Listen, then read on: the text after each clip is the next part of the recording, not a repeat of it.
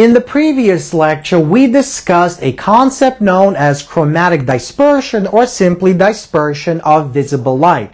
Now we're going to look at a prototypical example of this phenomenon. We're going to look at chromatic dispersion inside prisms. So let's begin by once again recalling what white light is. White light is visible light, and visible light consists of the following spectrum of colors. So this is known as the visible light spectrum. Now notice every single one of these colors. We have red, orange, yellow, green, blue, indigo, and violet. Each one of these colors has a corresponding range of unique wavelength numbers. For example, the blue and violet colors have the lower wavelength values, while the red and orange colors have the higher wavelength numbers. And this will become important in just a moment. So let's begin by asking the following question. What exactly does chromatic dispersion of white light look like inside a prism? So let's suppose we have the following glass prism as shown by the following triangle, and everything outside this glass prism is a vacuum. So let's suppose we take a single beam of white light, a single beam of visible light, and we point it directly at the prism as shown in the following diagram. So let's imagine that this is in fact our single beam of white light. Well, when our white light hits the surface of the following glass, because of a difference of index of refraction between the outside and the glass, our white light will essentially refract, and more specifically, it will disperse into the following spectrum of colors, and this will take place twice. So we have refraction taking place here and refraction taking place here, and eventually we get the following dispersion of colors. We have red, orange, yellow, green, blue, indigo, and violet. We have red on top and violet on the bottom. So this is how chromatic dispersion in prisms actually looks like. So once again, suppose that a single beam of white light is traveling in a vacuum. When it hits a glass prism as shown, the white light will separate into the entire visible spectrum as described in the following diagram. And this process of separation of white light into the visible spectrum of colors is known as dispersion.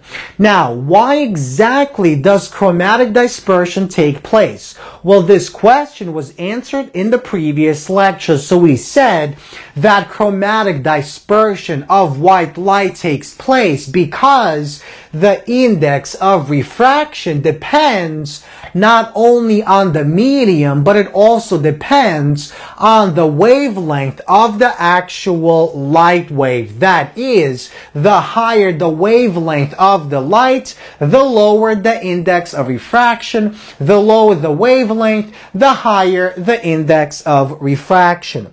Now, you might say, so what? What's the big deal? How exactly does this create chromatic dispersion? Well, to answer this question, we must remember the law of refraction. So, all light waves refract or bend when they reach a boundary between two mediums.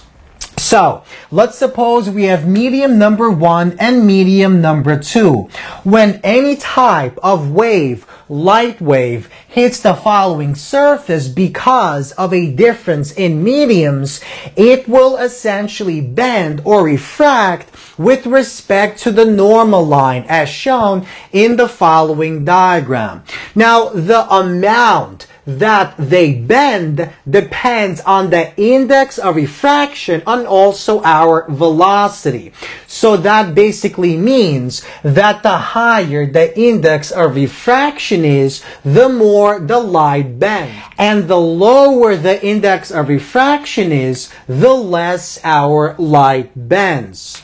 So, once again, let's take this statement and connect it to the following statement. So the first statement basically tells us that the index of refraction depends on the wavelength.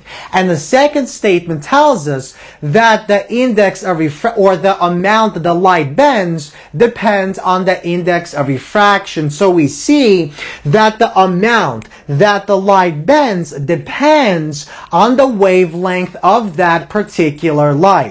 So we see that red light, because it has a higher wavelength value, bends less than violet light that has a lower wavelength value. So once again, let's look at the following conclusion and let's see what all this actually means.